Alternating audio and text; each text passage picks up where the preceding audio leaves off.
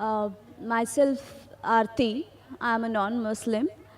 I'd like to ask a question that, first of all, very thanks for your and giving me this opportunity to listen to you and understand Islam. What I understood from your talk is mainly that it's a religion which believes in peace and harmony and scientific and rational beliefs. If it is so, then how does it believe in the whole idea of God, and how does it believe the whole idea of heaven or the hell, if it's so rational? Sister has a question that she's heard the lecture. She's very happy to know Islam is a religion of peace. And it's a scientific religion, it's a rational religion. She's asking that if Islam is a rational religion, then how come it believes in God? It believes in heaven and hell. Sister, the only way you can believe in God is through science. Today, if I have to prove to an atheist, the only way I can prove is through the Quran with the help of science. The best tool I've got today. Previously, it was miracles, then came the age of literature and poetry. Every age, Quran is a miracle of miracles. It's a miracle of all times. So because of this, if you heard my talk, I've proved that because a person who believes in science, if he's rational, he will have to agree that Quran is the word of God. If he does not believe in science, if he's not rational, if he's not understanding, there's high chances he will not believe in the Quran.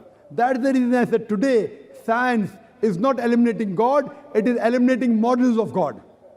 As far as science is concerned, the concept of God, most of the scientists, they believe in the existence of God today. Previously, according to Francis Bacon, it says that little knowledge of science makes you an atheist, but in-depth knowledge of science makes you a believer in God. Now coming to a second question about heaven and hell. Now if we analyze the Quran, whatever the Quran speaks about science, approximately you can say that 80% what the Quran speaks about science has been proved to be 100% correct. About the creation of the universe, about the shape of the earth, light of the moon, that the sun rotates and revolves, water cycles, geology, botany, etc. 80% of what the Quran speaks about science is 100% proved to be correct. The remaining 20%, it goes in the ambiguous slot. Neither right, neither wrong. So my logic says, when 80% is 100% correct, and the remaining 20% is neither right, neither wrong, not even 0.1% of the 20% has been proved to be wrong, my logic says that inshallah, God willing, even the 20% will be right. So heaven and hell, angels, jinn, science hasn't advanced that far. Today science has advanced maybe to understand 80% of the Quranic verses we speak about science.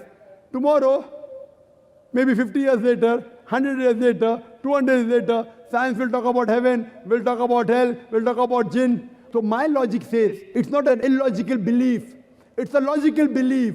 When 80% is 100% correct, and the remaining 20%, not even 0.1% is wrong.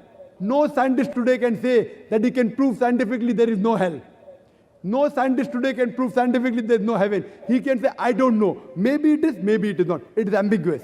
So my logic says when 20% is ambiguous, neither right, neither wrong, when 80%, 100% correct, I being a scientific person, I being a rational person, I say that inshallah, God willing, even that 20% will be correct. That's the reason I believe in hell, I believe in heaven, and I also believe in the angels and the jinn. Hope that answers the question. I still have some clarification. I need some clarification. Anything connected with the same question? Yes, yeah. Actually, you said that science also follows or believes in God, or also Islam do that. Then what is the exact explanation that it has given? For God or for heaven or hell? Sister, did you hear my full talk? Yeah. Did you hear my talk which I gave earlier last week? Is the Quran God's word? No, sir. Fine. This is my first talk. So in this talk, I spent 15 minutes trying to repeat in a nutshell what I spoke in 2 hours. What I request you, you take my video cassette recording, is the Quran God's word? And I've proved there that Quran is God's word, and also proved to an atheist the existence of Almighty God, which I did today in a nutshell, but in a fast way. So I've proved that God has to exist. If God did not exist, who wrote this Quran? Who wrote this Quran 1400 years ago?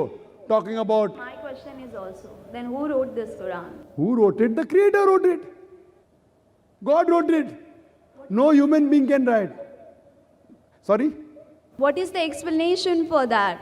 The explanation is my talk of 2 hours, sister. You can take the video cassette. And the similar talk I'd given in Bombay in 1995. I'd request some of the volunteers, the lady volunteer, to give you a copy of my talk, which I said in 1995 in Birla Matushri. Take that talk. Inshallah, it will give you more details about the explanation of God, as well as the existence of God, and Quran is the word of God. Hope that answers the question.